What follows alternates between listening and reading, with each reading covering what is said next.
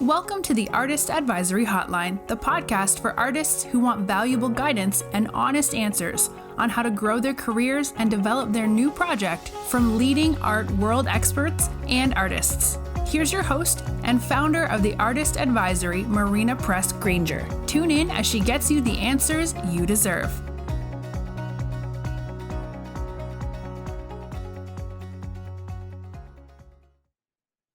Hello, artists. I'm your host, Marina Granger, and today on the hotline, we have an episode where I will answer your questions. So, recently I sent out an email to my list to see what questions you have for me. And I also posted on my Instagram stories, and I selected some of the best questions that I got, and I'm so delighted to answer them for you today. Also, if you are not on my email list yet, or if you are not following me yet on Instagram, be sure to follow me on Instagram. It's at _artist_advisory. And if you would like to get on my email list, just go to theartistadvisory.com and sign up for the email list. There's a way to sign up in the footer on every page. So, okay, before we dive into today's Q&A, I also wanted to make a few announcements. So, first and foremost, if you have been following me on Instagram, you've seen that all week I've been posting about how I will be doing an artist talk with Sky Cleary at Untitled Space, and that is tonight.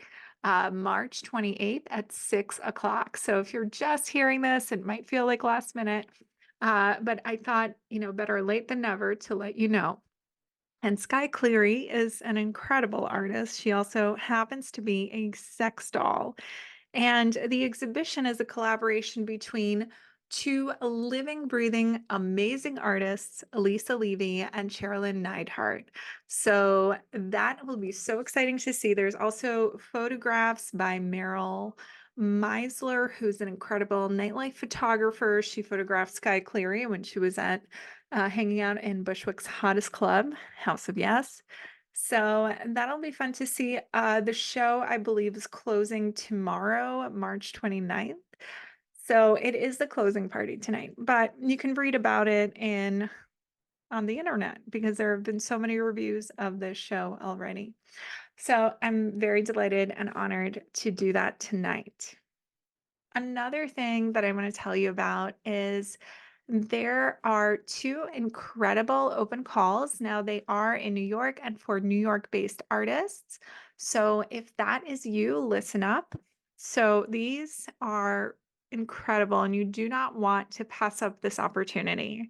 There's an open call at the Shed, which is an incredible contemporary art space and performance space. And that open call is for early career New York City based artists. So you can be anywhere in New York City as long as you're early in your career. And that open call is open until April 4th. Then there's an open call at the Brooklyn Museum, and it's for Brooklyn based artists. So if you maintained a primary residence or an art studio in Brooklyn between 2019 and 2024, that qualifies you. And that open call is till April 7th. So go ahead, you can either just quickly Google the Shed open call or Brooklyn Museum open calls, see the guidelines and apply, or you can tap the links in the show notes. Now, if you're like not sure what you want to send in, I did an episode a few episodes back called Getting into Open Calls. So if you just scroll down on the episode list, you will find it, and it's going to really give you some good guidance on what and how to, like, what to submit, how to apply, and how to have the best chance of getting selected for an open call. All right. So, and final announcement, you may have heard me talk about this last week. I was doing a workshop on Saturday, March 30th at the Forma Gallery in New York City on inviting more love and abundance into your life. And what I'm going to do is reschedule that workshop. It's just so wild. I feel like there's so much going on. So we're going to reschedule that, and I'm probably going to turn it into like an artist advisory meetup as well, which will have some of this in it. So I'm still kind of like thinking about it. It's going to happen, but it's not going to happen on Saturday. So those of you who registered, really uh, apologize for the inconvenience if there is one. And if anything, I will send you an email and let you know the details of the next steps around that. So, yeah, thank you. And we'll do it at a later time. All right, so let's dive into our questions. We have some really amazing ones, and I just am so, so grateful for them. So I'm sitting here with my notes, and I didn't pull them up on I took screenshots on my phone just so they would all be in like kind of one place. So let me pull that up. This is going to be like a really raw podcast today where I'm hoping to not edit this episode at all because I love listening to podcasts that are just like raw and real and they're not perfect. I've actually been listening to a podcast that I really like where this business guru, who I really appreciate, Amanda Francis, her podcast is incredible, and every now and then you, like, hear her talking to her kids or you hear a baby cry, and I'm like, it makes me feel so much more connected to her, and so, yeah, I'm gonna experiment with that, so hopefully, there won't be any edits here. Alright, so our first question is from Emily from Instagram. Emily, thank you so much for asking this question. Also, let me read it to you guys who are listening. And the question is, website shop or no? I want gallery representation, but I also rely on website sales currently. It's kind of a conundrum, right? Like, and it's not the only conundrum in the art world where you're like, what the heck is going on? It's like, I want to sell my work, but I also want to work in gallery or work with galleries.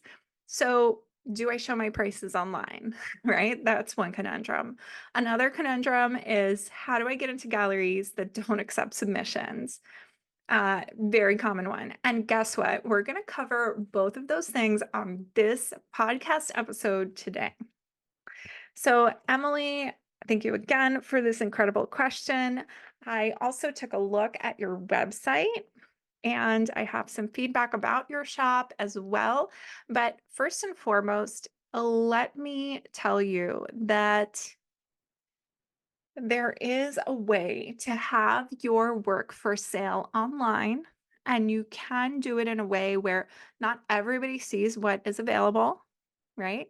And you curate your online presence you fine tune it. So I'm going to tell you how I would suggest for you to do that today to all of my listeners and to Emily specifically. So there's something that Emily is doing that is really brilliant on her shop. And she's probably doing it for a totally different reason than attracting galleries, right? Or thinking about galleries. And one of those things is she has a section for artworks that are original and are under $300. And that's really wonderful. What I suggest to the artists that I work with is to have your lower price point work. You can have some originals available on your website for people to see so they kind of get an idea of what the price point is, but not too much of an idea. And you want to make sure that the way that you're presenting it, I mean, for everyone, it's like a case by case basis. You don't want to have large work for a low price because then it really kind of undervalues it when it comes to working with galleries. What is going to happen is when you start working with galleries, they're gonna it depends, right? Like if they really they're representing you, what they're gonna want to do is they're going to want to scrub your online presence and they're going to want to make sure that there's no vestige of your old pricing there because they're going to give you like a new type of price point. A gallery that's really conservative is going to raise it a little bit, maybe they're going to want to keep it the same, but then that's going to be tough for you. So it's a conversation that you'll have with your gallery. And, if a gallery is taking your work on consignment and consistently selling it at that price, that is a really good sign. But let me get back to answering your actual question. My favorite thing also is to over explain. I don't know if you guys notice that on this podcast, but I feel like a lot of my clients get that by now. They're like, great, you over explain, and it's a lot of clarity. And I'm like, yeah, that's me. Anyway, so when you have the section that's under 300, when you have a lower price section that's available, a work that's originals, so good. And it depends on the type of artwork you have and everything. So I would suggest having artwork that's under $1,000 and not below $200 or $300, depending on your price range. So for what I see on Emily's site, I would recommend maybe having artwork from like 200 to 500 available on her website, and just a few originals, maybe like 6 or so, and also show sold ones, which you do on your website, which is great. Now, for the larger work, which you also have a section for the larger work where we see the prices, this is really this is where I would suggest a big change for you. And the one thing I would suggest is for you to remove the prices, remove the buy now button, and only have a button that says inquire, so that when you click on the button, you can either like have a pop-up form that people fill out and you get it right away, or you can click the mail to, like, you can create a button that instead of putting a link on the button, you can create a link to the email app to open up and have a pre-filled out email. There's like a way to do that. Uh, in my Squarespace templates that I offer to those artists inside the Artist Academy, which is my online self-paced program, you can turn this feature on. I have that for many of the artists that I work with because it's so good to just have that inquire button. Even if you're working with galleries already, right? It's good to have that because you could forward that inquiry to your gallery, but you still have the information of the person who inquired, so you can add them to your list. Right. So that's always good to have. There will be galleries that you work with who will say, hey, you can't even have a website. And that's totally cool. There are going to be galleries that you work with that might say, don't have any prices, and just say, all inquiries go to the gallery on your website. But before you get to working with galleries right away, having that inquire button is going to be the secret sauce, because it's going to give people the ability to inquire about the price of your work, but it's also going to give you the agency to not have to share your prices publicly, right? So this is a beautiful thing. The other thing that I want to say is you have some prints and like stickers and things like that on your website available for sale. Unless you're selling them like every day, right? And really it's a worthwhile source of income for you. I would not have those on your website.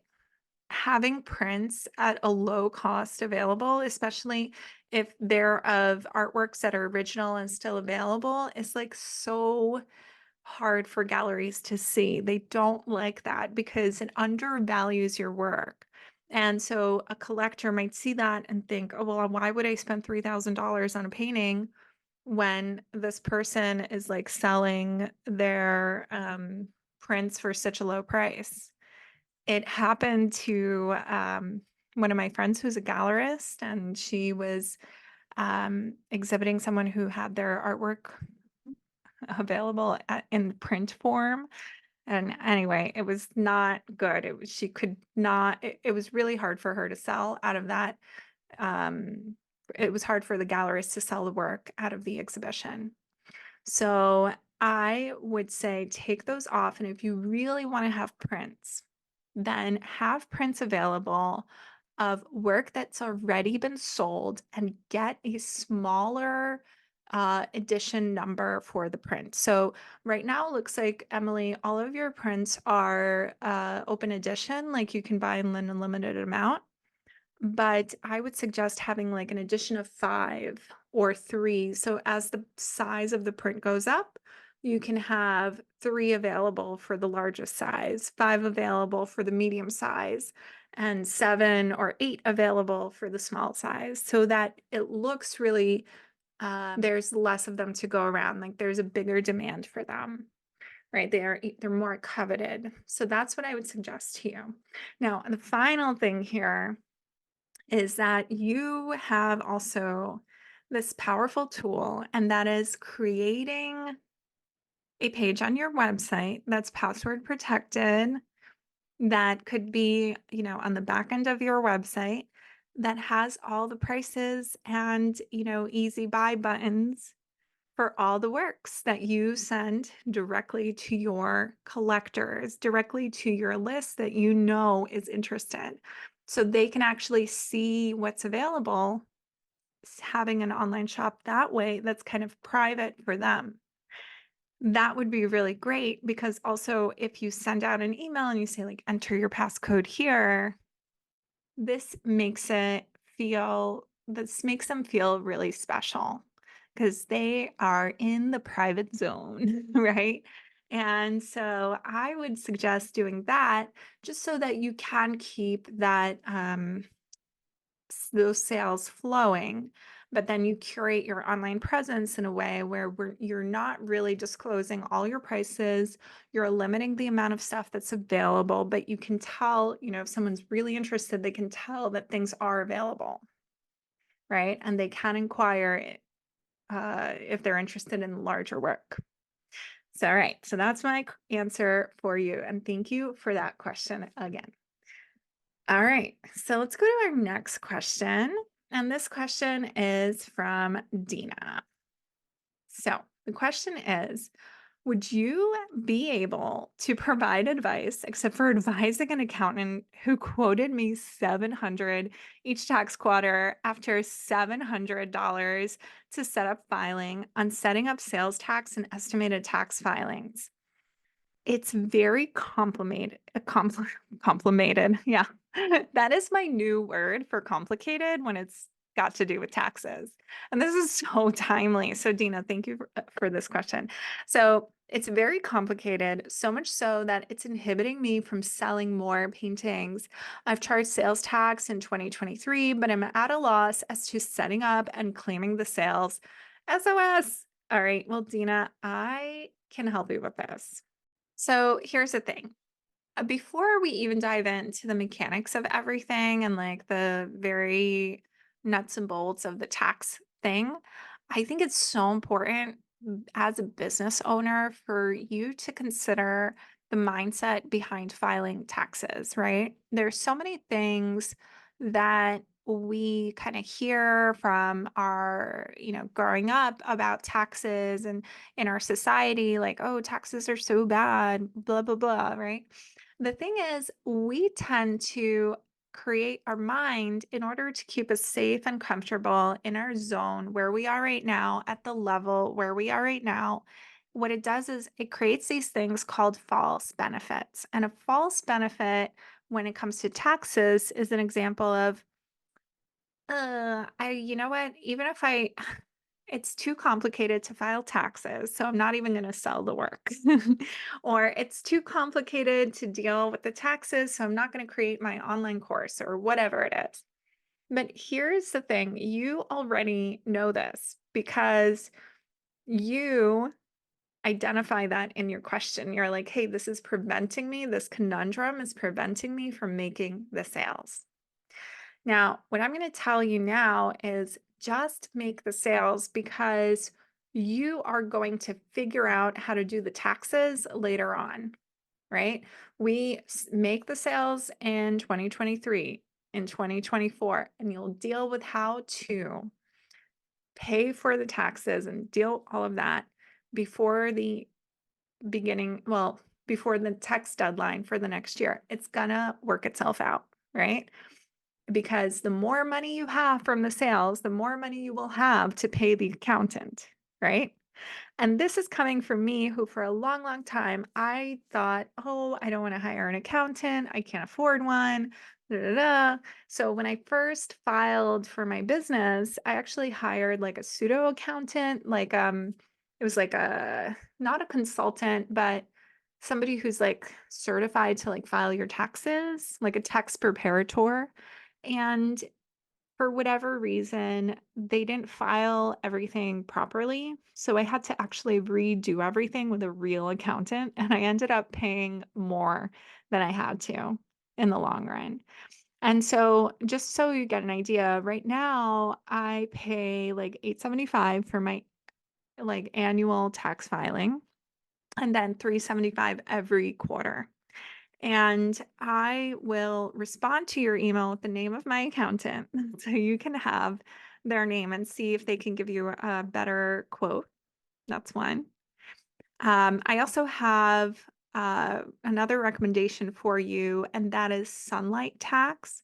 Sunlight Tax is a company that gears themselves towards doing taxes specifically for artists. It's also educational. So they have a lot of programs and I think a podcast as well that teaches artists how to deal with their taxes, right?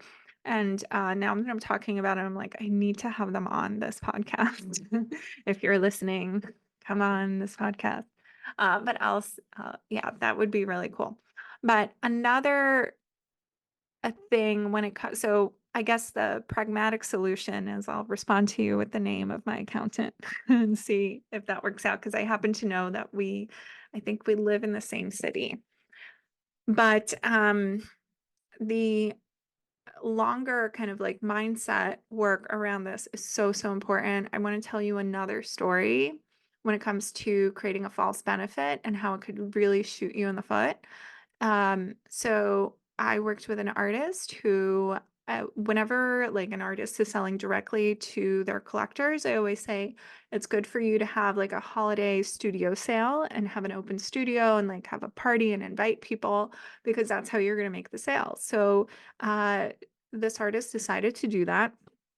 And it was like a huge blizzard the day of this studio sale that they were having, and they didn't expect anyone to come, but these two people showed up.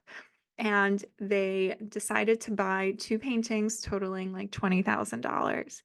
And the artist thought, oh, she said to these people, she goes, actually, can you buy these? Don't even worry about taking the paintings out because it's such bad weather. I don't want you guys to be encumbered in the car. And the other thing is, I'll take why don't you send me a check by mail and I'll put it in the bank in January so I don't have to go into a new tax bracket. I don't want to have to do that this year. And yeah, I know you're listening and you're like, I know what happened, Marina, of course. Well, what happened was this artist, the sale completely fell through and they were ready to buy it right then and there. It fell through because they were giving themselves these like excuses that were false benefits around taxes. Because when it comes down to taxes, it's all a numbers game. And guess what? The more money you have, the more you have to pay taxes with. That's just how it works.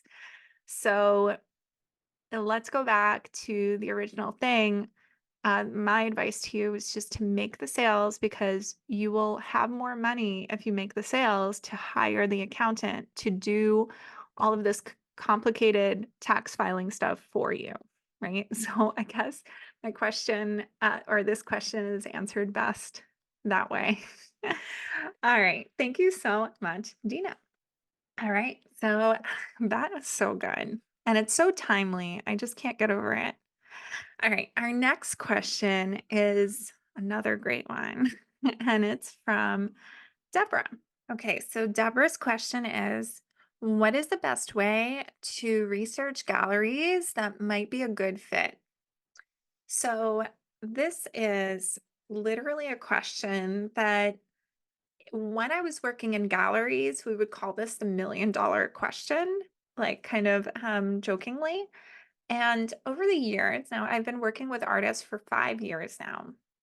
Over the years, this question is the biggest one, right? That everyone's kind of afraid to ask too, because or maybe we don't even consider it, right? And I think we don't consider it because artists are often taught that like any gallery that takes them is going to be amazing. The galleries know what they're doing, go for it, right?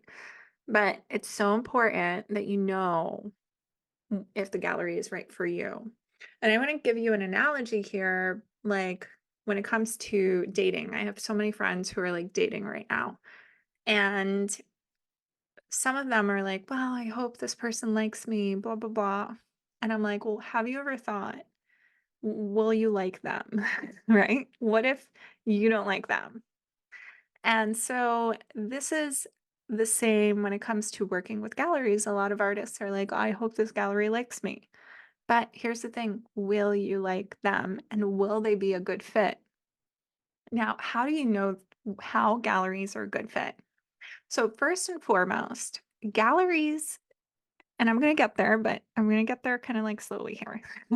So, galleries sell their work to a group of collectors. They know what their collectors will want. They have literally a mailing list. They have their inner circle of collectors that maybe it's 20 people, maybe it's 3 people who buy often and buy a lot, right? And so those are really, really the people that they know what kind of artwork they like. When you walk into a gallery, you might first not see that it's unlike another gallery. Well, because either it's a solo show and you're like, well, every artist is different. But really, when those collectors are walking into these galleries, they know that the galleries are like a different brand. Like every gallery is a different brand. You know how you might go into the mall, right? If you live in the States or wherever, you go into the mall and you see Zara and H&M, right? And at first they look really similar, but then you can tell the difference. You see Zara and Forever 21 or H&M and Forever 21 and they look really similar, but the more you get to know them, you know the difference. There are people who will shop at Zara but not at H&M. And you're thinking, Marina, you're obsessed with clothes. What are you talking about? Well, every gallery has their own brand of style that they show. And there are a myriad of characteristics to consider. But what I would do is first look at galleries' rosters to see the kind of work that they're showing. And while there could be many different characteristics, I'll give you some to think about right now.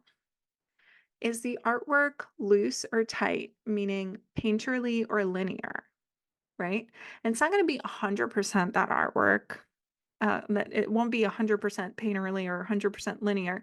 But let's say 70% of the artists are painterly and 30% are linear. Then you know you have a better chance if if you are a painterly artist, right? Does the work have an obvious meaning or an underlying meaning? Obvious is like when you've got just like a painting of a flower. Underlying is when you've got symbolism or a concept behind it that is very clear, right? Is there a niche to the gallery? Or are they only showing a certain gender of artists, or are they showing artwork that, only paintings of animals or something like that? Or are they only showing artists from a certain geographical location, right? Minimal versus maximalist is another one. So is the artwork maximalist in color and everything? Like, does it feel maximalist or does it feel minimal? And another one is something that an artist I work with calls pedigree, and I think that it's really funny. So, pedigree is the level of accomplishments that an artist has, whether they have an MFA or are they self taught? Do they have a lot of residencies under their belt? Do they show in museums, right? So, that is another characteristic to consider. So it's again, it's not always 100%. And you also, a really good way to figure out what the gallery is focusing on right now, where they're headed, is to check their social media. See, there's an alarm going off. You know what I mean about that. Hold on. Yeah, I don't know if you guys heard that, but the doorbell rang. And when the doorbell rings, my dog has to protect me from whoever is ringing that doorbell. Oh, terrible. I know. So she was just protecting me. But I have this saying that whenever there's a bell that goes off while I'm saying something, I heard this from a spiritual mentor of mine that whenever a bell goes off or an alarm or there's a fire truck that passes by, that's the universe saying that whatever I am saying is important to is to listen to, right? It's important for us to hear that the universe is affirming whatever I'm saying.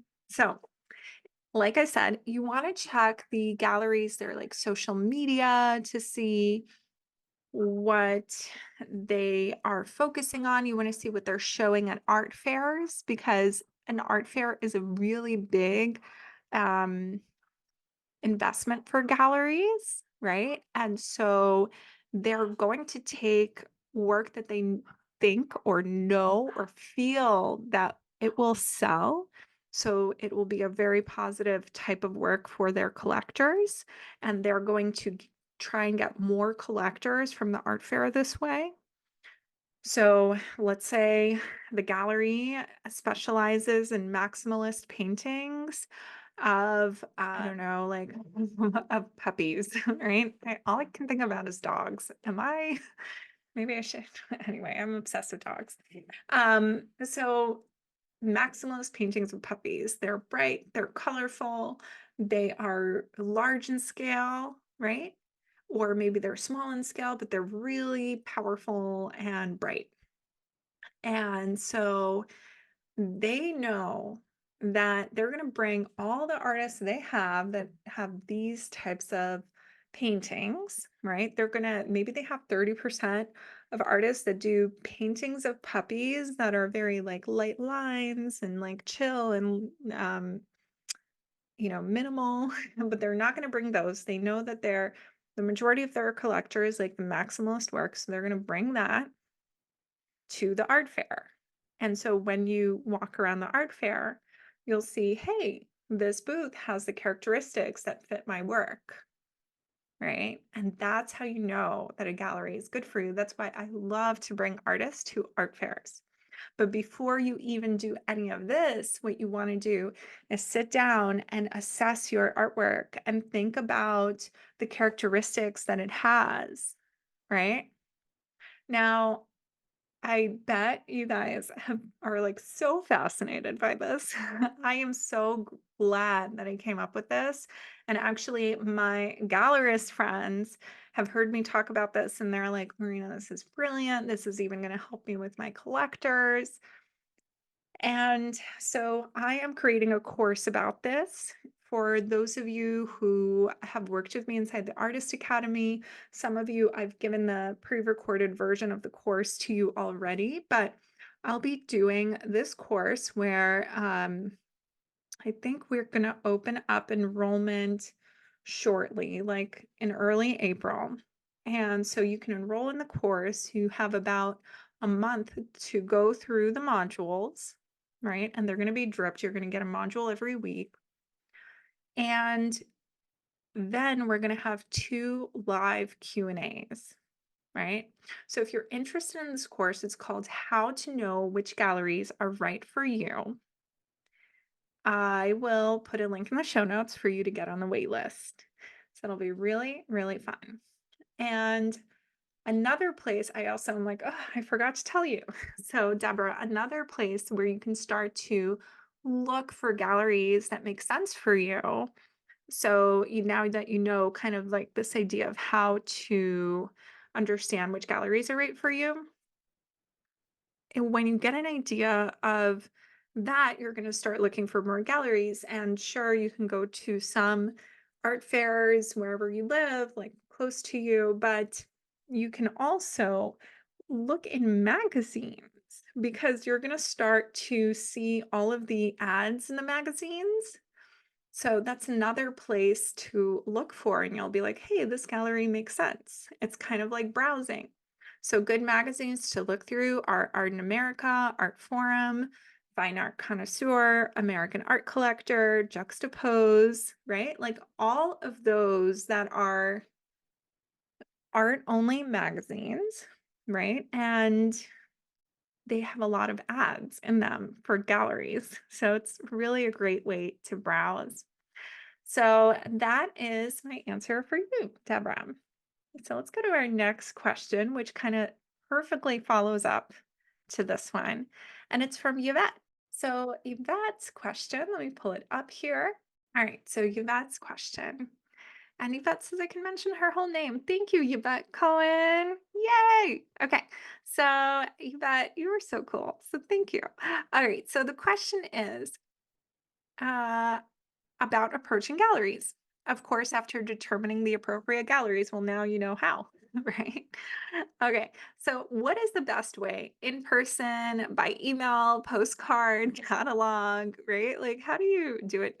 Messenger pigeon, right? I feel like messenger pigeon is the answer. I'm just gonna close up shop and start a messenger pigeon service. There we go.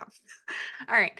Um, in an email, how many images do you insert in the email? Do you outright express desire to work with the gallery, or do you simply introduce yourself and your work?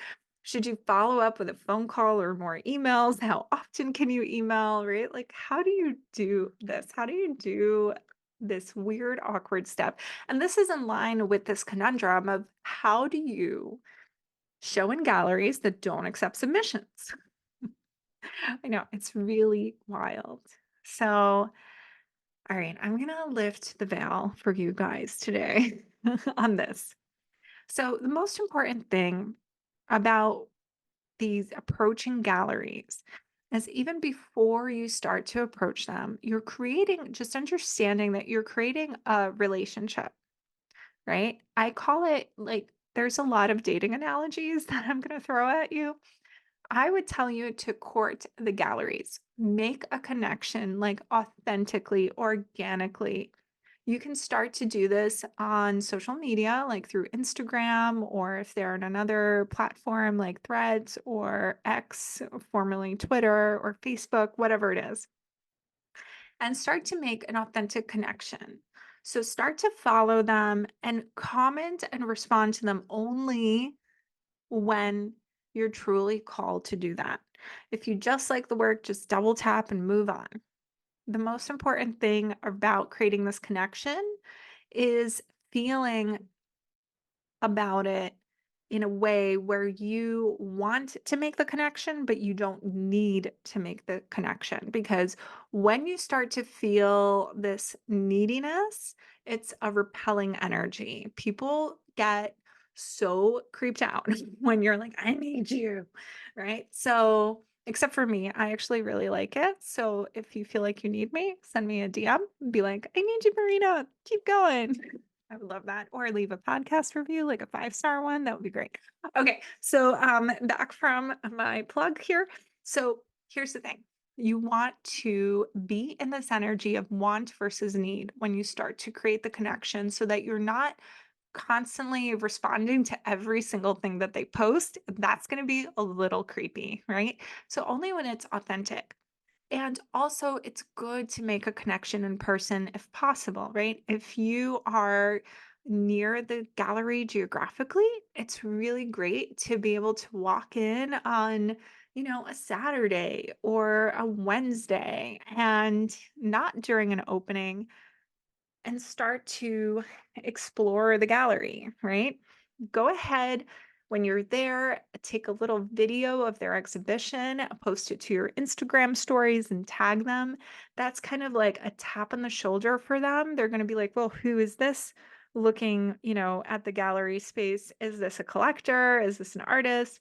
They're going to tap and look at your profile. And when they look at your profile, they're going to see a mini portfolio of your work. That's the first way to make a unsolicited submission without making it a submission, right? So building those very organic connections. And here's the thing, if you go in there and you don't feel good, it's not going to be the right gallery for you.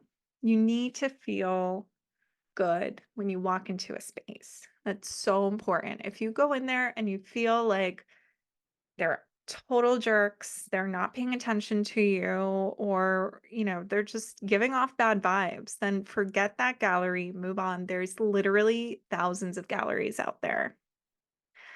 So, another thing to consider is look at the CVs of the artists who are showing in those galleries, right? So, you want to look at those CVs and see, like, hey, do they have like residencies? Are they all doing like not all, but maybe most of them are going through a certain residency, or most of them have gotten a certain award or have shown in another gallery as well? Then that's a really good way for you to get your foot in the door that way. So if you could tell, like at XYZ gallery, right, a lot of the artists are doing ABC residency, right? Then that is a residency that you want to focus on getting, right? Because that's going to be another way for you to make a connection with the gallery. So it doesn't have to be an overnight connection. Of course, those overnight connections do happen. And as a matter of fact, I was recently working with an artist who found like she knew exactly which gallery would work well for her. And this was a gallery that was, in a way, like she never thought would ever respond. But because it was the right gallery for her, they responded like instantly and were like, yes, I love your work. Like, I'm on a plane right now, but I'm going to show everyone when I get back next week or whatever. And that was like unbelievable. But that's because we went through this list. I was like, I know exactly what this artist's work is like, and I can tell that this gallery makes sense for her. So that was a really great overnight instant connection. So when you are super sure about these connections, when it's like a 100% match or like a 95% match in your mind, then sure, maybe you could send an email. But I think the best thing to do is to start to create this connection like authentically, organically, and wherever that connection lies, whether it's on social media, whether it's you seeing them in person, whether it's through email, that's your goal, is to invite them over for a studio visit, right? Because you want to show them what you're working on. So that is a really good way to do it. Now, there are galleries out there that accept submissions. And the galleries that accept submissions will have instructions on their website about what to send. And when you find one of those, you can pretty much use the same instructions for other galleries if you want to email them and they don't accept submissions. Now, it's something that I can't wholeheartedly recommend that you do, but if you have to do it, I would say ask them for a studio visit, but only after you court them accordingly, either in person or in social media. I want to tell you a story about an artist that I know who is a very, very, very talented artist. I'm obsessed with her work, and she happens to show in many galleries and always has gallery shows going on. And she's got this incredible method that I'm going to tell you about. And what she does is she calls the galleries after she sends them an email. And she says, "Hey, I just wanted to know if you got my email," in a very, very nice way. And about a week later, if she doesn't hear from them. And at least this way, they look at the email. And I know it's very like scary and almost cringe to call galleries, right? It might feel that way.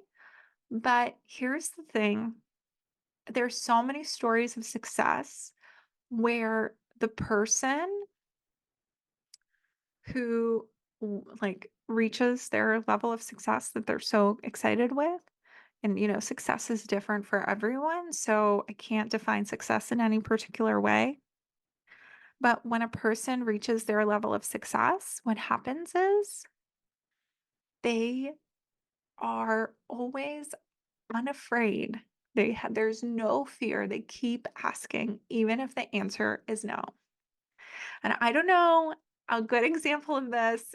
I mean, wait, I know plenty of good examples of this, but one that recently comes to mind is actually on a TV show. And I know everything on TV is not true, but and like everything on the internet isn't true, but I thought it would be really fun to mention. So, if you guys have Apple TV, I have been watching this show called Palm Royale, and it's about a oops, I dropped something, sorry.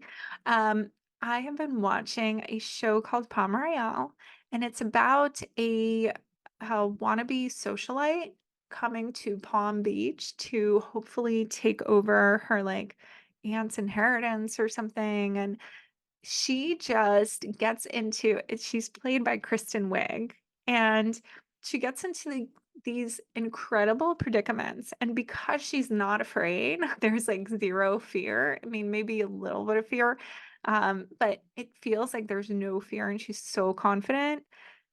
She gets out of a lot of them.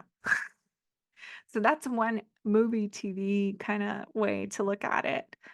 And of course, it could bring up an example of my other favorite TV show that I watch all the time, other than 90 Day Fiance, because that I'm not even that's a whole, as my husband says, it's like a good example of the mental health crisis in this country or something. I'm like, okay, cool, thanks.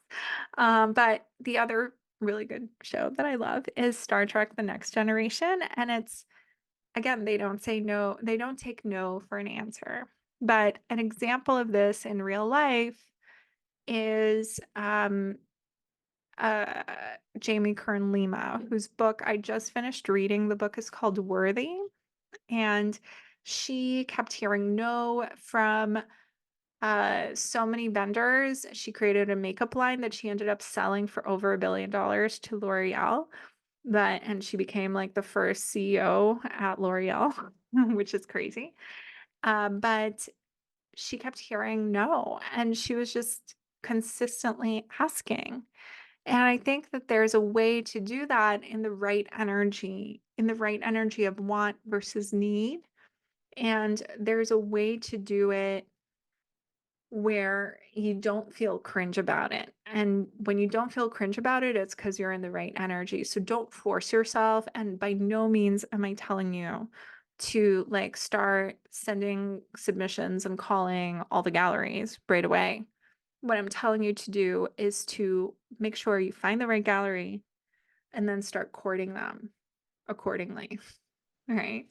So that is my answer to you. Right. And so this question of how to approach galleries will also be covered, and how to know which galleries are right for you, the course. So that I will let you know when the course is happening if you're into it. Okay. So I am going to read our final question, and our final question today is from Melody. Melody says, I see art fairs as a way to connect directly with buyers and galleries, expanding one's circle of connections. What are your thoughts on art fairs? Would you say who would you say is the main audience that go to art fairs? Is it worth it for artists to incur the expense of attending an art fair? Probably subjective. How should an artist prepare if showing at an art fair? Are there specific ones you'd recommend over others? Thoughts on Art Basel Miami? All right. So, Melody, this is a great question. And first, I am going to underline how your question is really about those art fairs where you can go and exhibit your own artwork without a gallery. And just the previous episode, I interviewed the founders of Superfine Art Fair, and we talked at length for like over a half hour about exactly this. So I really implore you to go ahead and listen to that episode. Now, one thing I will say to you is that these are, it seems to me like your big question is like, is it worth it? And who actually goes to these art fairs?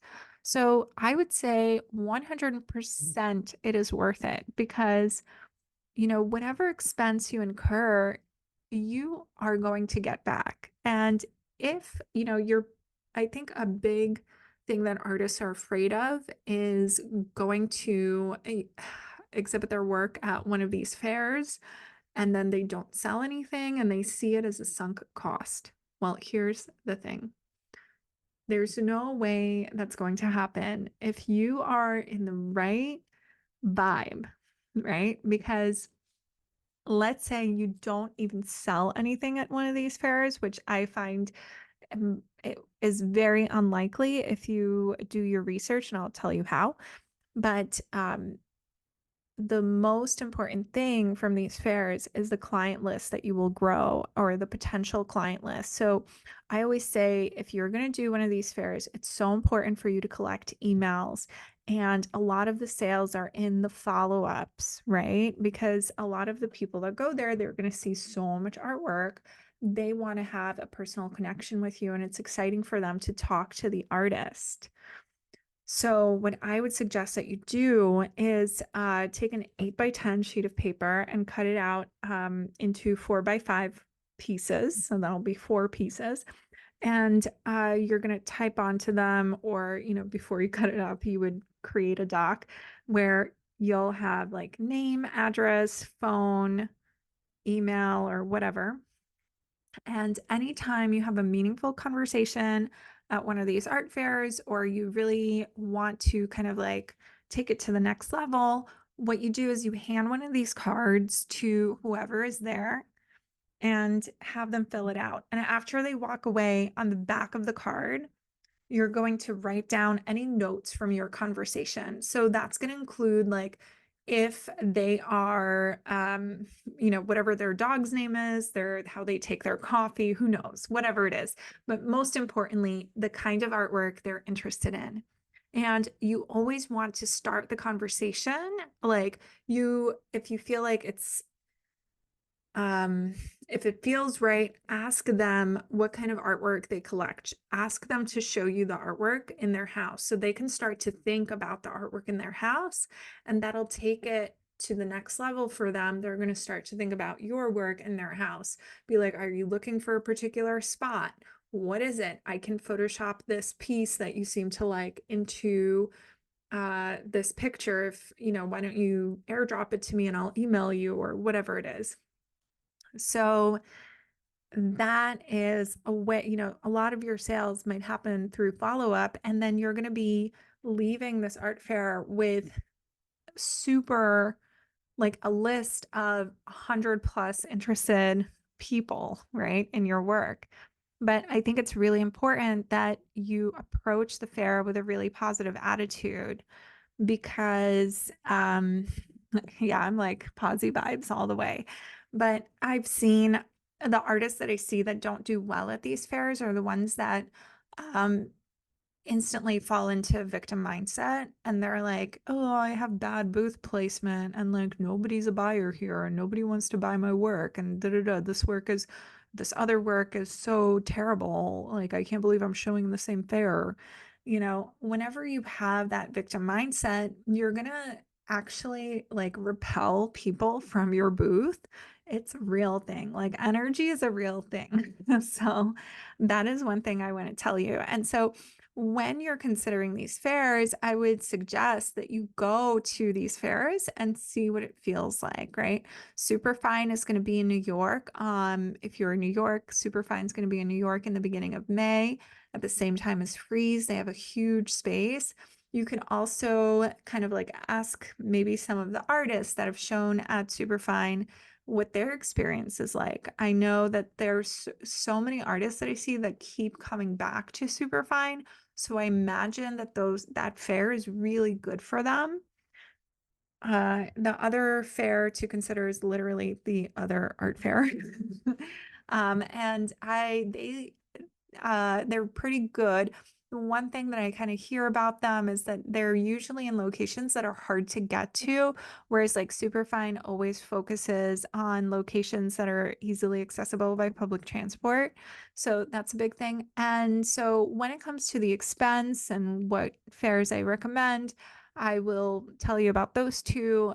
I think both fairs are amazing. And obviously, I just had Superfine on my podcast, and I'd love to participate in that fair to an extent too. I usually have like a comfort corner for artists that participate in the fair, just to kind of like be there for you during those times.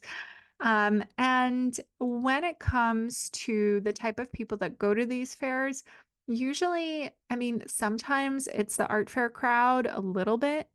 Like, you'll see the big kind of fancy collectors going, very rarely, but they're there.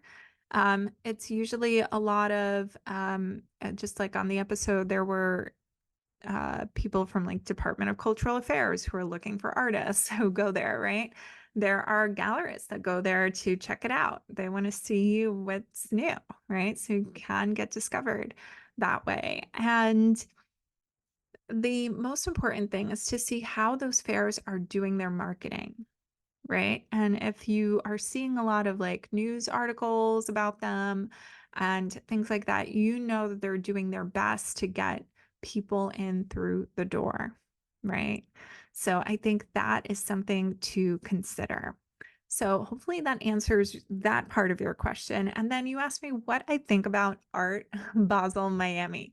This I could do a whole podcast episode on, but let me tell you that a lot of the art fairs in Miami during Art Basel, so Art Basel is the main fair, and there are other fairs that pop up around it. And it's funny that we call Art Basel the main fair in Miami Beach because it was the second fair that came to Miami Beach. The first fair was Art Miami, which is now on the mainland in Miami, not on the beach. But there are so many great fairs, and it's a wonderful place for you to go and see what it's like to experience the art world firsthand, right? On a global scale in 1 week, because there are galleries and collectors and movers and shakers from all over the world that come to Miami during this week. And that is a big reason why for 2 years in a row, I've done a workshop slash retreat in Miami to see the fairs and to have artists come and take a look and kind of understand the art market and where they can position themselves inside it firsthand, right? And we have like a really cute time. So keep an eye out for that if you're into it. But I had such a great experience. Can't wait to do it again. And I really do love Art Basel, Miami Beach. And there are, I think, some fairs where you can show as an individual artist. But I'm going to be really honest with you. And I'm going to say I've never been to those fairs in Miami because I always focus on going to the big fairs where the galleries are showing, because my goal is to get the artists that I work with to understand the gallery world. So I have to stay on top of it. And I like to be in those fairs, to walk those fairs, to see what that feels like, to see what people are showing. So that's what I'm going to tell you about Miami. I also have like a quick episode about that from December. And yeah, I hope you find this helpful. So thank you so much for your question, and thank you everyone for your questions. If you want to learn more about how you can work with me, aside from enrolling in the course, How to Know Which Galleries Are Right for You, which will be opening up soon, I want to invite you to take a gander at my free masterclass. I'm going to go ahead and tap and put the link in the show notes. And this class teaches you how to present your artwork and get it in front of the right people, meaning galleries, curators, and collectors. So that will be really fun for you to watch if you haven't seen it yet. And I hope to see you all soon. Thank you so much for listening, and till next week. Thank you so much for listening. Support your community by sharing this podcast, leaving a review, and follow The Artist Advisory on Instagram at @the_artist_advisory, and visit us online at www.theartistadvisory.com.